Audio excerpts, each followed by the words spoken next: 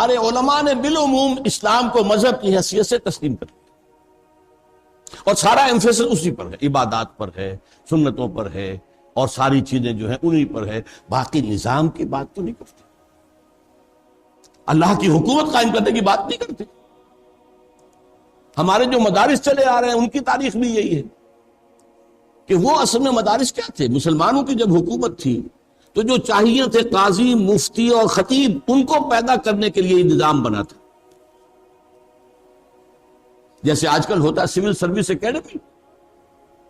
آپ کی حکومت ہے، آپ کو چاہیے نا آفیسرز چاہیے، سی ایس پی والے چاہیے، اور پروونشل سروس کے لیے چاہیے، مختلف کارڈرز کے لیے چاہیے، ان کے لیے امتحانات لیتے ہیں، ان کے لیے پھر ٹریننگز ہوتے ہیں، ان کے لیے انسٹیٹیوشنز ہوتی ہیں۔ تو یہ سارا نظام جو تھا اصل میں، جس کو ہم کہتے ہیں اسلامی نظام تعلیم، یہ حقیقت میں مسلمان حکومتوں کے دور میں اس وقت کی جو ضروریات تھی، قاضی، مفتی، خطیب، خطیب بھی سرکاری پے رول پر ہوتا تھا حکومت میں، اور ان کے لیے تیار، تو وہ نظام اس کو لے کر چل رہا۔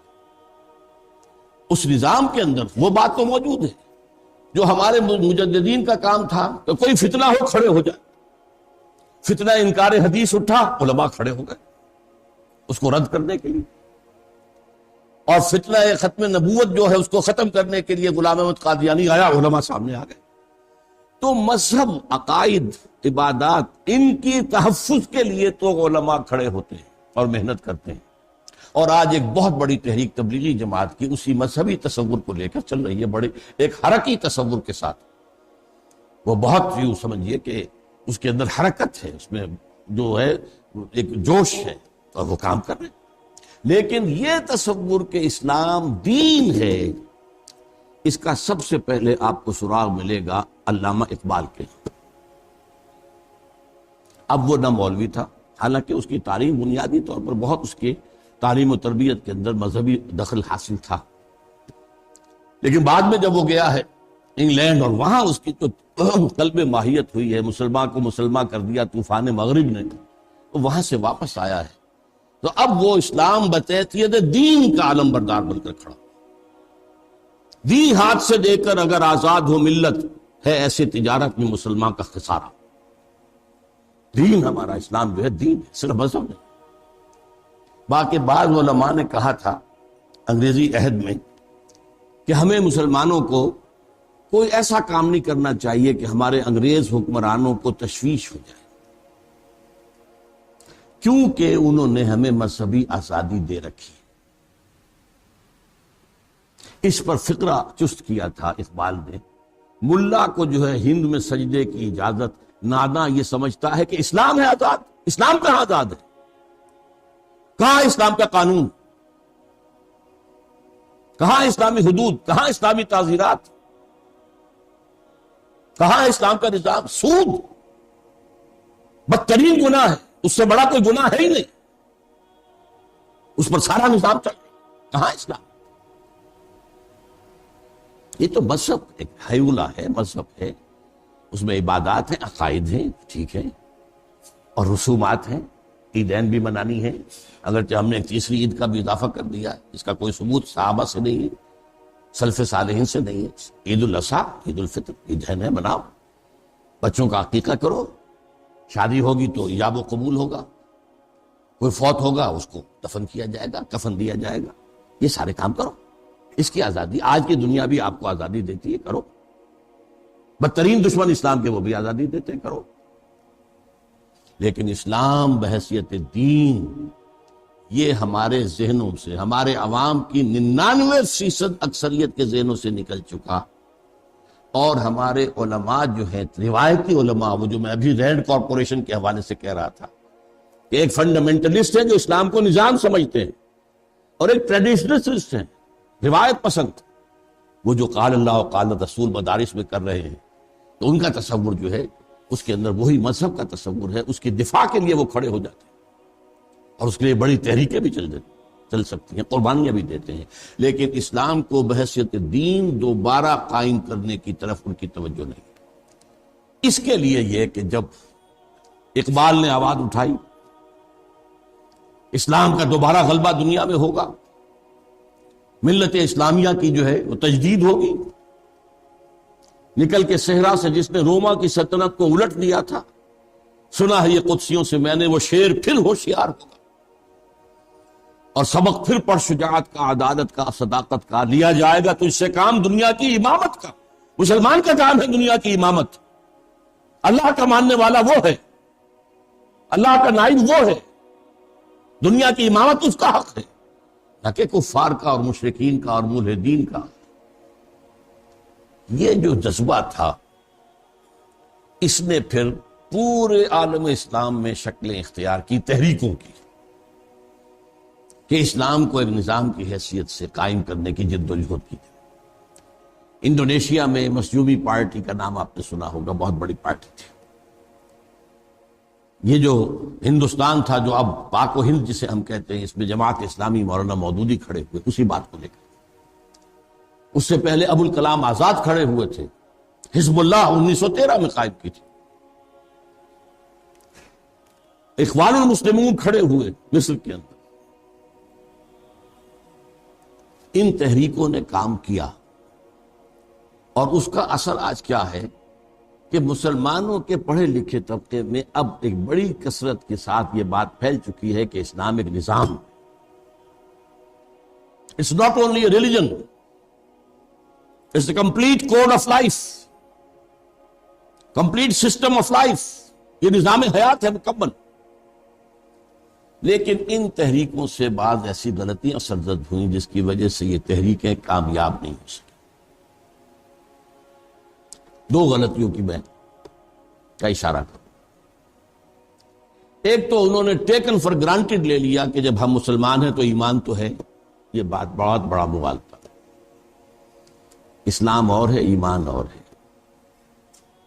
اسلام تو ہمیں موروثی طور پر مل گیا، مسلمان ماں باپ کے گھر پیدا ہو گئے، پیدا ہوتے ہی دانے کان میں اذان، بائیں میں اقامت، اسلام تو مل گیا۔ ایمان تو یوں نہیں ملتا۔ اب پوزیشن تو اصل میں یہ ہے کہ قالت الاعراب آمنا قل لم تؤمنوا ولکن قولوا اسلمنا۔ یہ بدو کہتے ہیں کہ ہم ایمان لے آئے، نبی سے کہیے تم ایمان ہرگز نہیں لائے ہو، بلکہ یوں کہو کہ مسلمان ہو گئے ہیں ابھی تک۔ ولما يدخل الایمان فی قلوبکم، ابھی تک ایمان تمہارے دلوں میں داخل نہیں۔ یہ کیفیت ہے آج امت مسلمہ کی اکثریت کی۔ اب اس پر شاید آپ ناراض ہوں کہ یہ کیا کہہ رہا ہے کہ اکثریت مسلمانوں کی مومن نہیں ہے، مسلم ہے، مسلم ہے۔ اس لیے اکثریت مسلمانوں کی اگر مومن ہوتی تو مسلمان دنیا میں ذلیل و خوار نہیں ہو سکتا تھا۔ وَلَا تَهِنُوا وَلَا تَحْزَنُوا وَأَنْتُمُ الْأَعْلَوْنَ إِن كُنتُم مُؤْمِنِينَ۔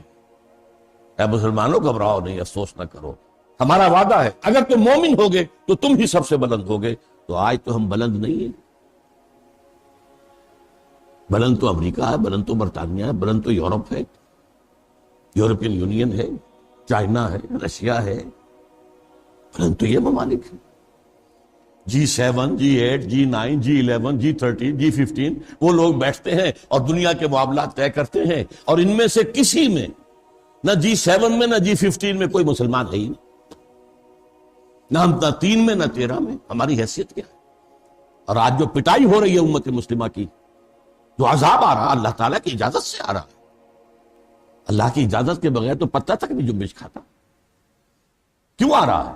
ہم مجرم ہیں۔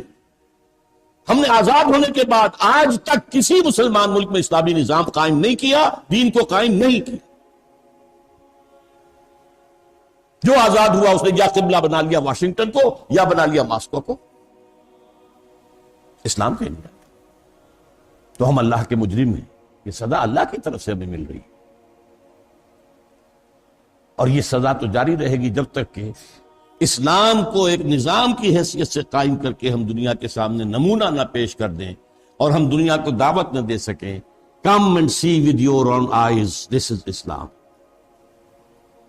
تب ہم شہداء علی الناس، لوگوں پر حجت قائم کر سکیں گے کہ یہ دین ہے اللہ کا جو سچا دین ہے، جو بہترین نظام دیتا ہے انسان کو، جس میں سارے سب کے حقوق کا لحاظ ہے، توازن ہے، اعتدال ہے، جس میں پوری جو ہے کفالت عامہ کا نظام بھی ہے۔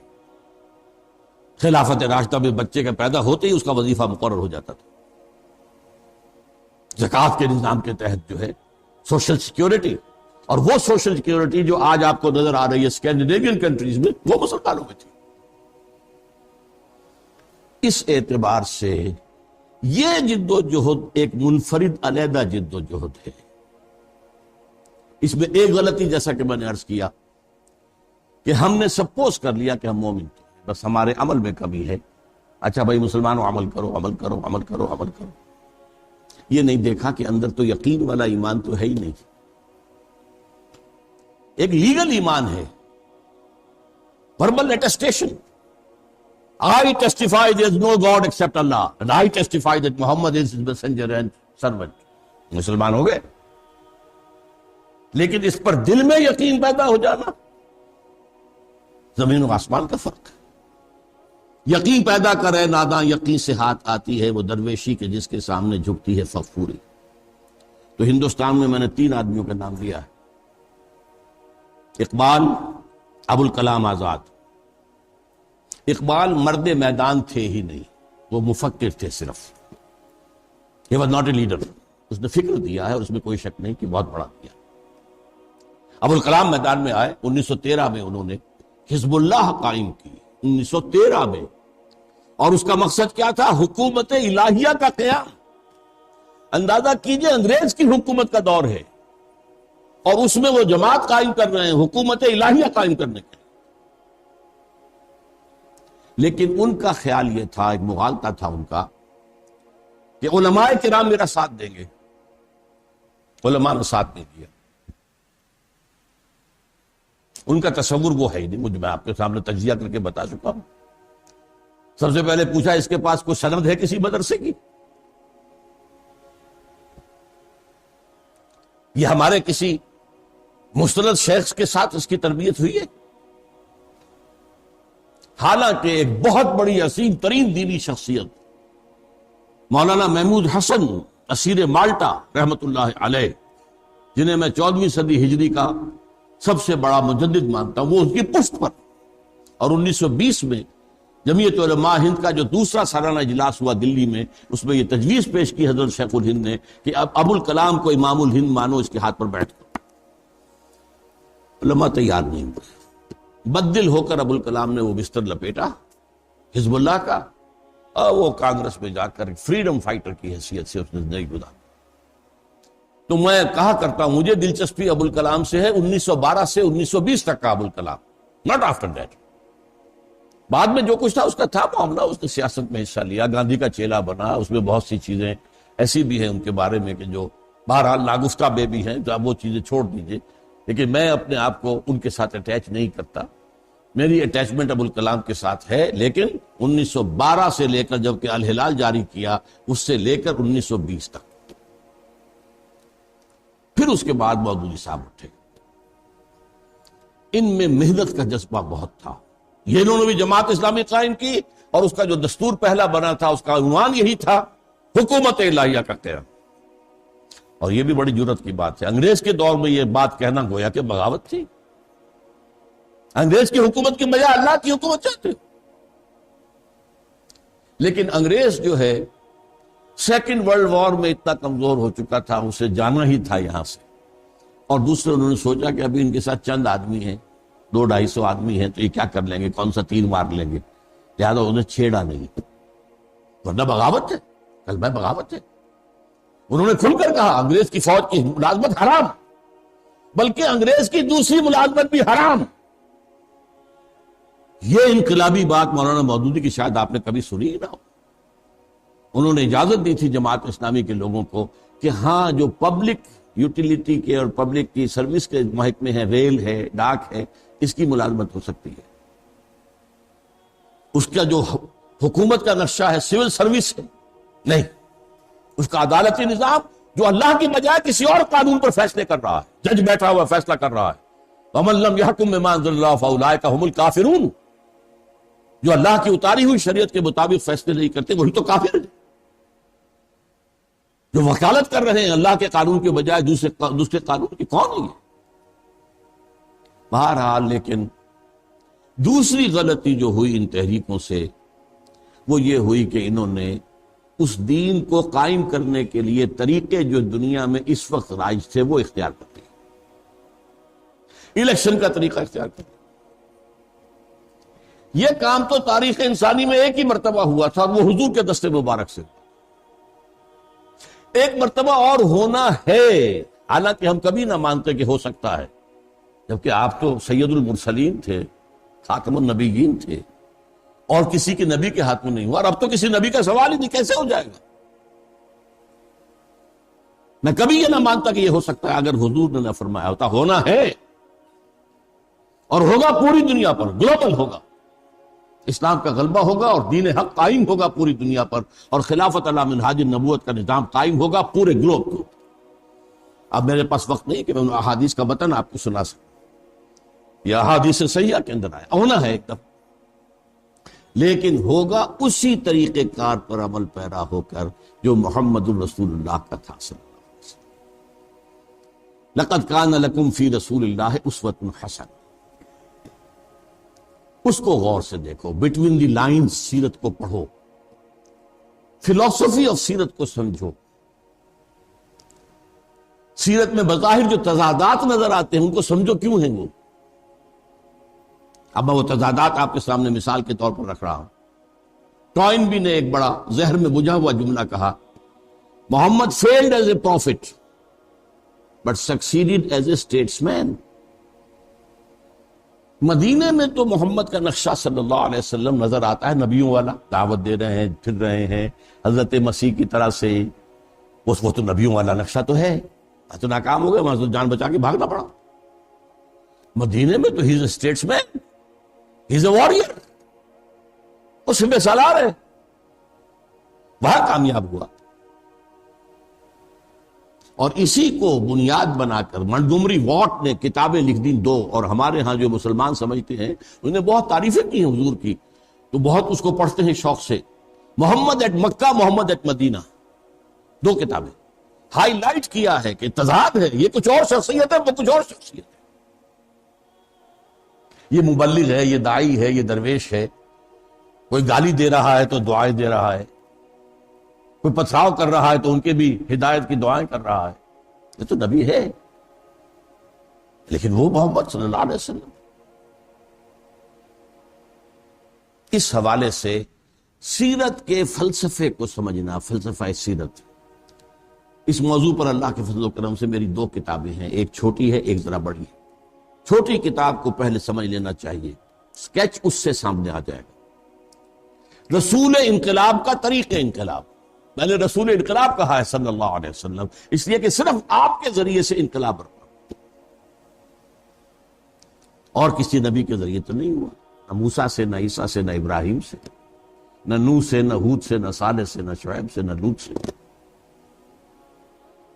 رسول انقلاب کا طریق انقلاب. اور پھر منہج انقلاب نبوی پر ذرا ضخیم کتاب ہے، پوری سیرت کا انالیسس ہے، جس کو میں کہتا ہوں وہ فلسفہ سیرت ہے. اس سے میں نے ڈیڈیوس کیے ہیں، اخذ کیے ہیں، مستنبط کیے ہیں 6 stages of a revolutionary process. اور میرا دعویٰ یہ ہے کہ ایک انقلابی عمل کے لیے اگر کوئی سورس ہے کہیں سے اگر آپ کو مل سکتا ہے تو وہ صرف اور صرف سیرت محمدی ہے صلی اللہ علیہ وسلم. اس کو چھوڑ کر یہ الیکشن کے راستے پہ آ جانا، کبھی سوچیں کبھی حضور الیکشن کے ذریعے سے عرب میں کامیاب ہو سکتے تھے، یا صرف واعظ و نصیحت کے ذریعے سے کامیاب ہو سکتی تھی. صرف واعظ و نصیحت آج ایک بہت بڑی تحریک ہے جو یہ کہتی ہے. اگر اس سے کامیابی ہو سکتی تو محمد کبھی ہاتھ میں تلوار لیتے صلی اللہ علیہ وسلم؟ وہ کسی مسلمان کے خون کا تو کوئی قطرہ زمین پر جو ہے گرنے کے سوال ہی پیدا نہیں ہوتا، کسی کافر کے خون کا قطرہ بھی نہ گرنے دیتے. اور آپ سے بڑا مبلغ، آپ سے بڑا مربی، آپ سے بڑا مزکی کوئی ہو سکتا؟ لیکن نہیں، نظام نہیں بدلتا. مرد نادا پر کلام نرم و نازک بے اثر، پھول کی پتی سے کٹ سکتا ہے ہیرے کا جگر. دعوت و تبلیغ سے سلیم الفطرت لوگ کھنچ کر آ جائیں گے. غلط نظام کے ساتھ جن کے ویسٹڈ انٹرسٹ ہیں وہ کبھی سنیں گے؟ معاذ اللہ. جاگیردارانہ نظام کے خلاف بات کر کے تو دیکھیے. صورتحال یہ ہے. اس لیے انتخابات کے ذریعے سے اور بحث دعوت و تبلیغ کے ذریعے سے یہ کام نہیں ہو سکتا. ہاں دعوت و تبلیغ سے انفرادی اصلاح بہت سے لوگوں کی ہو جائے گی، وہ مذہب پر زیادہ کاربند ہو جائے گی. پہلے شیو کر رہے تھے، اب داڑھی رکھ لیں گے. پہلے ان کی شام سینما میں یا کہیں اور کلبوں میں بسر ہوتی تھی، اب وہ کہیں مسجدوں کے اندر اور کہیں کسی اپنے حلقہ دعوت اور تبلیغ میں صرف ہوں گی. یہ انفرادی زندگیوں میں تبدیلی آئے گی، آئی ہے، اس کا انکار کرنا تو غلط ہے. لیکن نظام نہیں بدلتا جب تک کہ ایک انقلابی تحریک نہ ہو اور اس کا نقشہ جو ہے وہ حضور کی سیرت سے اخذ نہ کیا. چنانچہ اس کو بھی ایک اہم قول ہے امام مالک رحمۃ اللہ علیہ، لن يصلح آخر هذه الامہ الا بما صلح به اولها. اس امت کے آخری حصے کی اصلاح نہیں ہو سکے گی مگر صرف اسی طریقے سے جس سے کہ پہلے حصے کی اصلاح ہوئی تھی. یہ آخری اور پہلی کی بات جو ہے وہ ایک اور حدیث کے حوالے سے سن لیجئے. میں پورا متن یاد ہے مجھے، میں سنا سکتا ہوں لیکن وقت کی کمی ہے. حضور نے اپنے دور سے لے کر قیامت تک 5 ادوار گنائے. یہ نعمان ابن بشیر رضی اللہ تعالی عنہ کی روایت ہے اور مسند احمد ابن حنبل میں. پہلا دور نبوت، حضور موجود تھے، فرمایا میں رہوں گا موجود جب تک اللہ چاہے گا، پھر اللہ مجھے اٹھا لے گا، دور نبوت ختم ہو جائے گا. پھر خلافت علی منہاج النبوہ، وہ جو میں نے کہا 30 برس تک خلافت، وہ عین نبوت کے نقش قدم پر، عین مین وہی نقشہ، کوئی اس میں بال برابر فرق نہیں. پھر تیسرا آئے گا ملوکیت، ملکن عاضن، ظالم بادشاہ. یہ بنو امیہ کے بادشاہ جن کے زمانے میں آپ کو معلوم ہے حضرت حسین کتنے بڑے اپنے عزیزوں کے ساتھ جو ہے شہید کیے گئے اور سینکڑوں تابعی شہید کیے گئے. واقعہ ہررا ہوا ہے، 3 دن کے لیے مدینے کو تخت و تاراج کیا گیا ہے. یہ سب کیا ہوا ہے؟ کہنے کو تو وہ خلفاء تھے، خلفاء بنو امیہ بادشاہ تھے. ملکن عاضن، کاٹ کھانے والی ملوکیت. پھر فرمایا چوتھا ملکن جبرین، پھر غلامی والی ملوکیت آئے گی. عجیب ہے، ایک دور وہ آ گیا کہ اب ہماری حکمران تھی ملکہ وکٹوریا. پہلے چلیں مغل تھے یا خلجی تھے یا لودھی تھے یا سادات تھے یا غلامان تھے، یہ مسلمان تو تھے نا. اور ان کے زمانے میں جیسا کہ میں بتا چکا ہوں قانون تو مسلمانوں کا نافذ تھا. مفتی حضرات تھے اور قاضی حضرات تھے، جمعے کا نظام تھا، یہ تھا. لیکن اب کیا ہوا؟ اب انگریز آ گیا، اب حکومت ملکہ وکٹوریا. یہ ہوئی ملوکیت غلامی کی. پھر فرمایا ثم تکون خلافت علی منہاج النبوہ، پھر ایک دور آئے گا خلافت علی منہاج النبوہ، 5واں دور. یہ آنا ہے، آ کر رہے گا. اس کی احادیث جو ہیں وہ صحیح موجود، اور ہم نے ایک کتاب جو اس پہ شائع کیا وہ نوید خلافت کے عنوان سے، اور لاکھوں کی تعداد میں جو اسے پھیلایا ہے. پھر کبھی یہاں پر بھی آپ کو پیش کر دیا جائے گا. وہ احادیث بڑی ضروری ہے کیونکہ موجودہ حالات میں ہر مسلمان جو ہے ڈرا ہوا ہے. اسلام کا کیا مستقبل ہے؟ مسلمانوں کا کیا مستقبل ہے؟ مسلمان پٹ رہا ہے. ہو گیا مانند آب ارزاں مسلمان کا لہو. کیا ہو رہا ہے؟ اے اللہ ہم کم سے کم تیرے نام لیوا ہیں. اے اللہ ہم تیرے نبی کے شہدائی ہیں. ہمارا یہ حال، رحمتیں ہیں تیری اغیار کے کاشانوں پر اور برف گرتی ہے تو بیچارے مسلمانوں پر. بھائی کیا عیسائی مسلمان ہے؟ یہ کیوں ہو رہا ہے؟ یہ میں نے جیسا قیاس کیا تھا، یہ اللہ کا عذاب ہے. تم نے ہمارا دین قائم نہیں کیا. ان اقیم الدین، ہم نے تو تمہارے اوپر لازم کیا ہمارے دین کو قائم کرو. ہاں مذہب میں اختلاف ہو جائے کوئی حرج نہیں ہے، ہاتھ یہاں بات کے نماز پڑھ لو کوئی حرج نہیں، ہاتھ کھول کے نماز پڑھ لو مالکیوں کی طرح کوئی حرج نہیں. کیا فرق پڑ جائے گا؟ چند منٹ تاخیر سے روزہ کھول لو، کیا فرق پڑ جائے گا؟ واقعی ایک ہے دین، ایک ہے کہ حاکم اللہ اور اس کا قانون وہی قانون ملکی ہوگا، land, law of the land, اس کو قائم۔ یہ جو تحریکیں ہیں ان میں ہمارا اب حصہ جو ہے، اب اس تحریک کو لے کر ہم چل رہے ہیں۔ تو میں نے کہا تھا کہ آپ کے سامنے بنیادی بات بھی آ جائے گی ہماری، اور یہ کہ دوسری دینی جماعتوں سے یا حلقوں سے جو کوشش، ہم نفی نہیں کرتے، ہر ایک اپنے رنگ میں کوشش کر رہا ہے، اور جیسا کہ میں نے کہا ہے دینی مدارس کے ذریعے سے جو علماء ہیں وہ جب کبھی کوئی فتنہ کھڑا ہوتا ہے اسلام کے خلاف تو سینہ سپر ہو جاتے ہیں، انہی کی قیادت میں ختم نبوت کی تحریک چلتی ہے، اور قادیانیوں کو غیر مسلم قرار دیا جاتا ہے، کس کے ہاتھوں؟ بھٹو کے ہاتھوں کروایا جاتا ہے۔ لیکن یہ ہے کہ وہ دین کو قائم کرنے کا معاملہ وہ ذہن و صفق نہیں ہے، اوجل ہے۔ اسلام کا تصور ایک مذہب کی حیثیت سے ذہنوں میں بیٹھ گیا ہے، اس کو تو سینے سے لگا رکھا ہے، اللہ کا شکر ہے۔ اور یہ بھی علماء کرام کا پاک و ہند کے مسلمانوں پر بہت بڑا احسان ہے کہ مذہب کا وہ سٹرکچر انٹیکٹ رہا، مسجدیں بنتی رہیں، آباد ہوتی رہیں، علماء ملتے رہے، ورنہ آپ کو بہت معلوم ہے بہت سے مسلمان ممالکوں میں صفائی ہو گئی بھی تو کولونیل رول کے اندر آ کر وہ حالات جو ہیں بالکل بدل گئے۔ اس کے لیے جیسا کہ میں نے عرض کیا ہے، اب ہماری اس تحریک کے دو حصے۔ پہلا حصہ یہ ہے، اس جیسا کہ میں نے کہا ایک مغالطہ ہوا، اس مغالطے کی اصلاح کی کوشش۔ پہلے دلوں میں یقین والا ایمان پیدا کرو، صرف وربل ٹیسٹیمنی نہیں، صرف لپ سروس نہیں، ذرا گردنیں جھکاؤ اور اپنے گریبانوں میں جھانکو، یقین ہے، یقین ہے اللہ کی ذات پر، صفات پر، یقین ہے مرنے کے بعد جی اٹھنے پر، یقین ہے حساب کتاب پر، یقین ہے آخرت کی زندگی پر، یقین ہے شریعت کے اوپر۔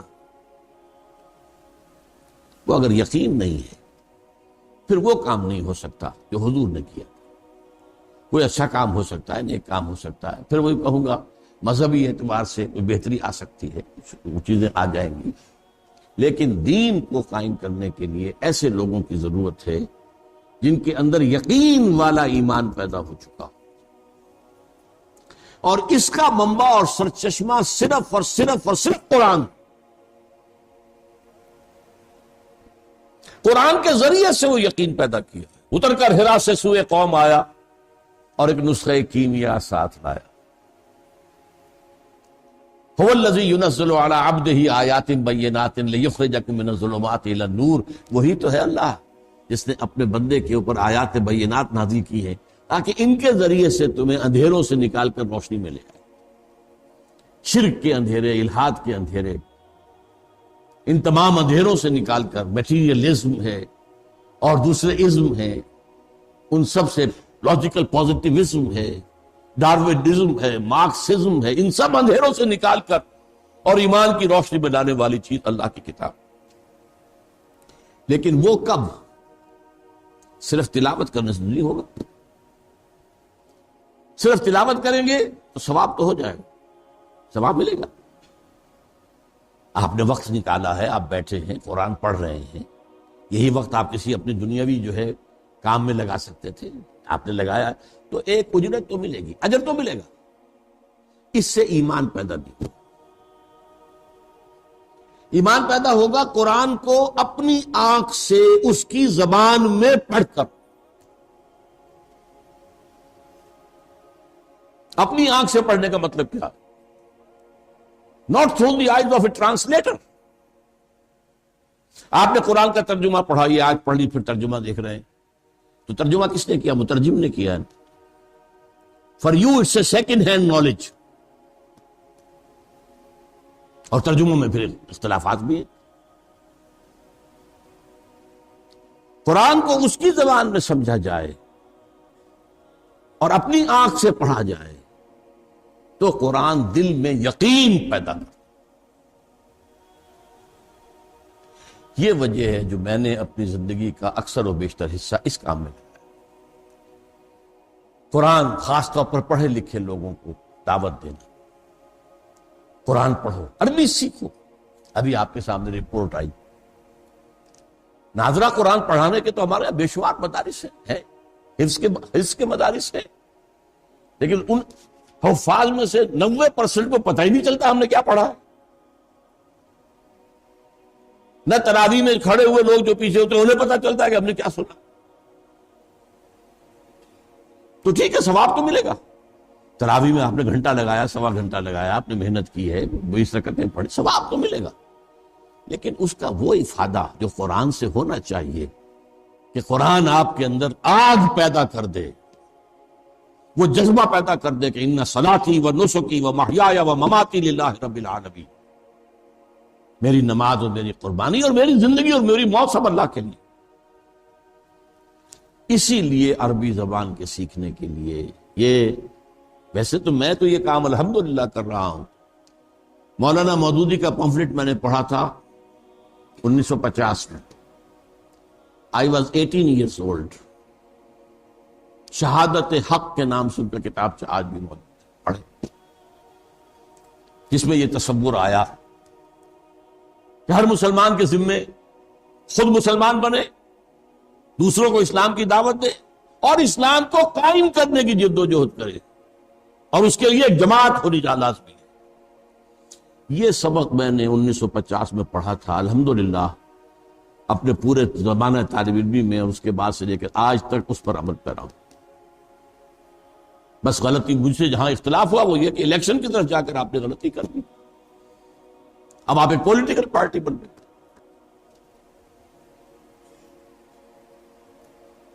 اس حوالے سے میں نے پھر وہ تو کام میں ہمیشہ کرتا رہا، لیکن یہ کہ خاص طور پر 1965 میں منتقل ہوا تھا لاہور ود اے ریزالو کہ اب مجھے وہ تحریک خود اپنے بل پر جو بھی صلاحیت اللہ نے دی ہے. پہلے میں انتظار کرتا رہا، جماعت اسلامی سے بعد بڑی بڑی شخصیتیں بھی علیحدہ ہوئی تھی اس زمانے میں، مولانا امین حسن اصلاحی، مولانا عبد الجبار غازی، مولانا عبد الغفار حسن، ابھی حال ہی میں انتقال ہوا ہے، اللہ تعالیٰ ان کی مغفرت فرمائے. بڑے بڑے لوگ تھے. شیخ سلطان احمد صاحب تو غالباً ابھی بقید حیات ہیں، اللہ تعالیٰ انہیں زندہ دے، زندگی اور دے اور صحت دے. تو کوشش میں کرتا رہا، یہ لوگ علیحدہ ہوئے ہیں اسی اور اس ایشو پر، تو یہ جماعت بنائیں، لیکن نہیں بنا سکے. تو پھر میں نے کہا ٹھیک ہے، ہر ایک کو اپنی موت قبر میں جانا ہے، جواب دینا ہے. تو پھر میں نے 1965 میں فیصلہ کیا کہ اب میں لاہور جا کر اس کام کا آغاز کرتا ہوں. اور پہلا کام وہی قرآن کا پڑھنا پڑھانا، خیرکم من تعلم القرآن وعلم. لیکن ہمارا یہ قرآن کو پڑھنا پڑھانا روایتی نہیں ہے، صرف حصول ثواب کے لیے نہیں ہے، یہ ہمارے اس پورے ریولوشنری پروسیس کا نقطہ آغاز ہے کہ اس کے ذریعے سے پہلے ہمارے اندر انقلاب آئے، ہمارے اندر انقلاب آئے، ایمان پیدا ہو، یقین والا ایمان، برننگ فیتھ. وہ ایمان جو ہے قرآن مجید کے ذریعے سے، تو اسی کی آپ نے کچھ داستان سنی، اسی کے لیے کوششیں ہو رہی ہیں. اسی کے لیے 1972 میں نے لاہور میں انجمن خدام القرآن قائم کی، پھر انجمن خدام القرآن کراچی سے سندھ کراچی قائم ہوئی، وہاں قرآن اکیڈمی بنائی، یہاں قرآن اکیڈمی بنی، پھر ملتان میں اور جگہوں پر بھی چھوٹی چھوٹی اکیڈمیز بنی.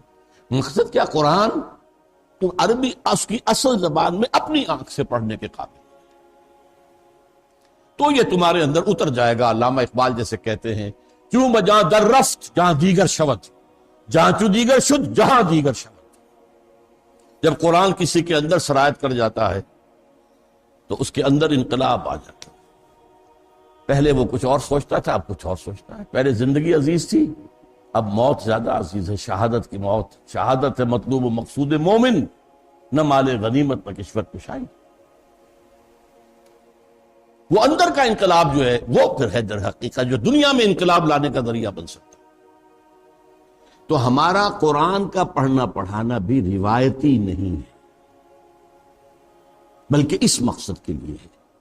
یہ وہی منہج انقلاب نبوی کا حصہ ہے کہ آپ کیا کرتے تھے؟ یتلو علیہم آیاتہ ویزکیہم ویعلمہم الکتاب والحکمہ. The starting point of that process of revolution was یتلو علیہم آیاتہ، آیات خدا بندی پڑھ کر سنانا لوگوں کو. اچھا ان کا معاملہ کیا تھا؟ صرف سنانا کافی تھا، کیونکہ زبان سب کی عربی، قرآن عربی میں، اس پر درس دینے کی ضرورت نہیں تھی. ہمیں درس دینے کی ضرورت، کیونکہ عربی زبان اپنی ہے ہی نہیں. اور تاکید ہم کرتے ہیں کہ عربی پڑھو تاکہ خود اپنی آنکھ سے، خود تیرے ضمیر پہ جب تک نہ ہو نزول کتاب، گرا کشا ہے نہ راسی نہ صاحب کشاف. اب آپ کے دل پر خود قرآن نازل. دوسرا کام، جن لوگوں کے اندر یہ ایمان کی کیفیت پیدا ہو جائے، اور اس کا ثبوت کیا ہوگا؟ ثبوت ہوگا شریعت پر مکمل عمل. دیکھیے حضور کے زمانے میں شریعت تھی نہیں، شروع میں مکے میں شریعت کہاں تھی؟ 5 وقتہ نماز بھی آئی ہے کہیں 11ویں سال میں جا کے. سود بھی حرام نہیں تھا، شراب بھی حرام نہیں تھی. وہاں کیا ہوتا تھا؟ آپ نے کہا لا الہ الا اللہ محمد رسول اللہ اور مار پڑنی شروع ہو گئی. تو تربیت تو ہوتی ہی مار کھا کر ہے. تو آگ میں جل پر خاک میں مل، جب خشت بنے تب کام چلے. ان خام دلوں کے عنصر پر تعبیر نہ کر، بنیاد نہ رکھ. آج کیا ہوتا ہے؟ شریعت پر مار پڑتی ہے. اب گھر کے اندر شرعی پردہ نافذ کیجئے، آپ کی برادری آپ کا بائیکاٹ کر دے گی. آپ سودی معاملہ ختم کرنا چاہیں، آپ کے گھر والے آپ کے دشمن ہو جائیں گے. کاروبار کی بساط ہم نے پھیلا رکھی ہوئی ہے بینکوں سے قرضہ لے لے کر. اب وہ اگر ختم کر دیں گے تو کیا ہوگا؟ کرو، حرام ہے، چھوڑو. براہ راست تو ملوث نہ ہونا. ویسے تو میرے اور آپ کے اندر بھی غبار تو جا رہا ہے، جیسے کہ حضور کی حدیث میں آیا. ایک وقت آئے گا کوئی شخص سود نہیں کھائے گا، تب بھی اس کے اندر غبار اس کا ضرور جائے گا. کیونکہ سود ہی سود، ہر جگہ سود ہے. پورا ہمارا نظام معاشی سود کے اوپر ہے. گندم کے ہر دانے میں سود ہے. اس کے لیے بیج خریدا گیا سودی قرضے پر، اس کے لیے پھر فرٹیلائزر لیے گئے سودی قرضے پر، اس کے لیے پیسٹیسائڈ لیے گئے سودی قرضے پر، اس کے لیے ٹریکٹر لیا گیا سودی قرضے پر. تو گندم کے ہر دانے میں سود موجود ہے. لیکن براہ راست تو ملوث نہ ہو کہ اپنی رقم رکھ کر اور سود کھائیں، یا وہاں سے لے کر اور اپنا کاروبار زیادہ پھیلائیں، اپنی بلڈنگ بہت بڑی بنائیں. یہ ثبوت ہوگا. یہ نہیں ہے تو پھر اسلامی انقلاب کی بات نہ کرو، بدنام نہ کرو اسلام. یہ اگر ہو گیا، اب اگلا قدم کیا ہے؟ جماعت بنانا. جماعت کے بغیر یہ کام نہیں. اکیلا چنا بھاڑ نہیں پھوڑ سکتا. اگر اکیلا آدمی انقلاب برپا کر سکتا تو ہر نبی انقلاب برپا کر کے جاتا. نبی تو انسان کامل ہوتا تھا، معصوم، اور مسلسل اللہ کی ہدایت آ رہی ہے، وہی آ رہی ہے. جب تک جماعت نہ ہو، جماعت میسر نہیں آئی تو اگلا قدم نہیں اٹھ سکتا.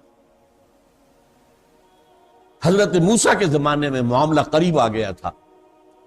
6 لاکھ آدمیوں کو لے کر نکلے ہیں مصر سے، لیکن جب جنگ کا وقت آیا کوڑا جواب دے دیا، فَذْهَبْ أَنْتَ وَرَبُّكَ فَقَاتِلَا إِنَّا هَاهُنَا قَاعِدُونَ. 6 لاکھ میں کم سے کم 50,000 تو جوان ہوں گے جو جنگ کر سکتے ہیں. آپ بوڑھوں کو نکال دیں، بچوں کو نکال دیں، عورتوں کو نکال دیں. میرے نزدیک 1 لاکھ، ورنہ کم سے کم علی الاقل ایٹ لیسٹ 50,000 تو ہوں گے. لیکن 2 آدمی نکلے صرف، حضرت یوشع ابن نون اور کالب بن یفنہ. حضرت موسیٰ علیہ السلام نے کہا، اللہ مجھے تو اپنے اور اپنے بھائی کی جان کے سوا کسی پر اختیار نہیں.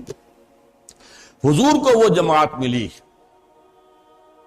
جہاں حضور کا پسینہ گرا، انہوں نے اپنی خون کی ندیاں بہا دی. وہ جماعت ملتی صحابہ کرام کی. اگر یہ جماعت نہ ملتی تو کام نہیں ہو سکتا. اس حوالے جماعت کا بنانا، علیکم بالجماعت. جماعت کے بغیر کیا ہوگا؟ وعظ ہوتا رہے گا، درس و تدریس ہوتی رہے گی، آگے قدم تو نہیں بڑھے گا. سم و طاعت، جس کے لیے کہ پھر حضور نے بیعت لی صحابہ کرام سے. حضرت عبادہ ابن ثابت فرماتے ہیں رضی اللہ تعالی عنہ، بایعنا رسول اللہ صلی اللہ علیہ وسلم علی السمع والطاعت فی العسر والیسر والمنشط والمکرہ وعلی اثرۃ علینا وعلی لا ننازل امر اہلہ وعلی ان نقول بالحق اینما کنا لا نخاف فی اللہ لومۃ لائم. ہم نے بیعت کی تھی اللہ کے رسول سے، آپ کا ہر حکم سنیں گے اور اطاعت کریں گے، چاہے مشکل ہو چاہے آسان، چاہے ہماری طبیعتیں آمادہ ہو چاہے ہمیں اپنی طبیعتوں پر جبر کرنا پڑے، چاہے آپ کسی کو ہم پر امیر بنا دیں، ہم یہ نہیں کہیں گے ہم پرانے آپ کے جانثار پرانے خادم اور آپ نے ایک نیو کمر کو بنا دیا ہمارے اوپر امیر. How come? No, it will be your prerogative, جس کو چاہے بنائیں اور اس کا بھی حکم مانیں گے اور اطاعت کریں گے. البتہ اپنی بات اپنا مشورہ ضرور رکھ دیں گے جہاں بھی ہوں گے، اس خوف سے چپ نہیں رہیں گے کہ لوگ مذاق اڑائیں گے، لو جی انہوں نے کیا بات کہہ دی. نہیں، اپنی بات رکھ دیں گے، فیصلہ پھر ہوگی کا ہوگا. اس بنیاد پر، بیعت کی بنیاد پر جماعت قائم کرنا، یا ابو الکلام نے کی تھی بیعت کی بنیاد پر 1913 میں، مولانا مودودی نے یہ نظام اختیار نہیں کیا جماعت اسلامی میں. وہ کانسٹیٹیوشنل جو آج کا دنیا میں جو رواج ہے، ممبرشپ ہے اور وہی اپنا امیر چنتے ہیں، پھر 4 سال بعد ری الیکشن ہوتا ہے، پھر یہ ہوتا ہے وہ یہ نہیں. اسلام میں ان کے چیزوں کا ذکر نہیں ہے، بیعت کا ذکر ہے، قرآن میں ذکر ہے، حدیث میں ذکر ہے، سیرت میں ذکر ہے. ہر جگہ 1300 برس تک ہمارے جو کام بھی ہوئے ہیں دینی، وہ بیعت کی بنیاد پر ہوئے ہیں. اس حوالے سے ہم نے وہ تنظیم اسلامی قائم کی ہے. لہذا جو حضرات بھی قرآن کے اس پڑھنے پڑھانے کے عمل سے وابستہ ہیں وہ اس کا اپنا ہدف سامنے رکھیں، ورنہ بات وہی ہو جائے گی وہ تیر نیم کش جس کا نہ ہو کوئی ہدف. پھر یہ بھی بس ایک مشغلہ ہو جائے گا، شغل ہو جائے گا. پڑھ رہے ہیں کچھ اور لوگ ہیں جو کوئی اور جرمن زبان پڑھ رہے ہیں، کوئی فرانسیسی زبان پڑھ رہے ہیں، چلو ہم عربی پڑھ رہے ہیں، چلو اس میں اندر کچھ نہ کچھ اسلامی بات بھی نہیں. اس کا ہدف، اس کا مقصد کیا ہے؟ مقصد ہے ان اقیموا الدین ولا تتفرقوا فیہ، دین کو قائم کرنے کی جد و جہد. اس کے لیے وہ لوگ چاہیے جن کے اندر ایمان یقین والا ہو، اس کے لیے قرآن مجید کا پڑھنا پڑھانا، اور پھر ان کو بیعت کے نظام کے تحت منظم کر کے جب طاقت کافی ہو جائے تو پھر میدان میں آ کر، اور پھر یہ ہے کہ باطل کے نظام کو چیلنج کرنا. وہ چیلنج حضور کی حیات طیبہ میں ہوا ہے، بائی لیٹرل وار، یقاتلون فی سبیل اللہ فیقتلون ویقتلون، اللہ کی راہ میں قتال کرتے ہیں، قتل کرتے بھی ہیں، قتل ہوتے بھی ہیں. غزوہ بدر میں 70 مشرکین مارے گئے، 14 صحابہ شہید ہو گئے. غزوہ احد میں 70 صحابہ شہید ہو گئے. قتل کرتے بھی ہیں، قتل ہوتے. آج کے زمانے میں نظام باطل اپنے ملک کے اندر اس کو ہٹانے کے لیے جو کوشش ہوگی وہ ایک عوامی تحریک، ایک مضبوط ڈسپلن جماعت جو ہے ایک عوامی تحریک لے کر میدان میں آئے، یہ ہٹے، یہ سارے حرام کام بند کیے جائیں. یہ جو چھوٹے سے پیمانے پر غلطی ہو رہی ہے لال مسجد والوں سے، یہ کام اس پیمانے پہ کرنے کا نہیں ہے. پہلے آپ ایک ملک گیر جماعت بنائیں، اس ملک گیر جماعت کے اندر اتنی طاقت ہو کہ وہ پھر کھڑی ہو کر چیلنج کر سکے، وہ جیلوں کو بھر سکے. وہ جو ایک عوامی سیلاب آتا ہے، جس سے یوکرائن کے اندر انقلاب آیا ہے، جس سے جارجیا میں انقلاب آیا، جس سے لیٹن امریکہ میں انقلاب آتا ہے، جس کے نتیجے میں نیپال کے بادشاہ کو جھکنا پڑا ہے، جس کے نتیجے میں کرغیزستان میں انقلاب آیا، وہ ایک عوام کا بہاؤ، عوام کا ریلا جو اسلام کے لیے جان دینے کے لیے تیار ہو چکے. اس کے نتیجے میں اس کو علامہ اقبال نے 2 شعروں کے اندر بڑی خوبصورتی سے سمو دیا ہے. کسی عجیب کیفیت میں، کسی عالم میں انہوں نے یہ اشعار کہے ہیں، اللہ سے اپنی ایک گفتگو بیان کر رہے ہیں. گفتند جہان ماں آیا بے تمہیں سازد، اے اقبال ہم نے تمہیں اپنی جس دنیا میں بھیجا ہے تمہیں پسند آئی دنیا؟ گفتم کے نمی سعادت. میں نے کہا نہیں، اس میں تو ظلم ہے. کسان کیا ہے، خون پسینہ کر کے کماتا اور عیش کرتا جاگیردار. یہ تیرا نظام ہے، یہ تیری دنیا ہے. تو عادل و قادر ہے مگر تیرے جہاں میں ہے تلخ بہت بندے مزدور کے اوقات. مزدور کے شریانوں کے سرخ خون سے کشید کر کے شراب پیتا ہے سرمایہ دار بیٹھ کر شام کو کلبوں کے اندر. ہمیں پسند نہیں ہے گفتن کہ برہم زن. تو اللہ نے کہا کہ توڑ پھوڑ کر رکھ دو. پھر اس کو کیسے؟ با نشہ درویشی در ساد و دمادم زن. پہلے درویشی وہ 12 برس مکے کے، وہ میری کتاب آپ پڑھیں گے تب وہ ساری حقیقت واضح ہوگی۔ وہ 12 برس درویشی ہے، دعوت ہے، تبلیغ ہے، کوئی گالی بھی دے رہا ہے تو اس کو آپ دعائیں دے رہے ہیں، کوئی پتھراؤ کر رہا ہے تو پھول پیش کرے، درویشی۔ چوں پختہ شوی، جب تیار ہو جاؤ اور طاقت کافی ہو جائے، جو پختہ شوی خدرا بر سلطنت جم زن، پھر اپنے آپ کو سلطنت جم سے ٹکرا دو۔ یہ ٹکراؤ، یہ تصادم، جو بہت سے لوگوں کو اچھے الفاظ نہیں لگیں گے، لیکن اس کے بغیر تو ظاہر بات ہے کہ حضور نے جو دین قائم کیا تھا اس کے بغیر تو نہیں ہوا۔ اللہ تعالی ہم سب کو یہ بات، اسلام دین ہے، اس کو غالب کرنا مسلمان کا فرض ہے۔ ان اقیموا الدین ولا تتفرقوا فیہ، اس کے لیے ایمان وہ درکار ہے جو یقین والا ایمان، اور اس کا منبع اور سرچشمہ قرآن ہے۔ اس کے لیے قرآن کا پڑھنا پڑھانا، عربی کا سیکھنا سکھانا۔ اس کے بعد ان لوگوں کو جن کے دلوں میں وہ ایمان پیدا ہو جائے اور جذبہ امنگ پیدا ہو جائے، انہیں پھر مضبوط نظم جماعت کے اندر کسنا ہے، اور پھر دیکھنا ہے، اسی کام کو جاری رکھنا ہے تاکہ اتنی قوت ہو جائے کہ آپ نظام باطل کو میدان میں آ کر للکار سکیں۔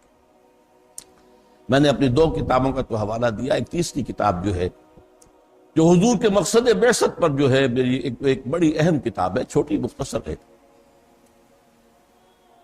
نبی اکرم صلی اللہ علیہ وسلم کا مقصد بعثت کس لیے بھیجا تھا؟ وہی دین، لِیُظْہِرَهُ عَلَى الدِّینِ كُلِّهِ، اس پر میرا وہ مقالہ جو ہے وہ آپ حضرات پڑھیے، اس سے انشاءاللہ تعالی بات اور واضح ہو جائے گی۔ اقول قولی ھذا واستغفر اللہ لی ولکم ولسائر المسلمین والمسلمات۔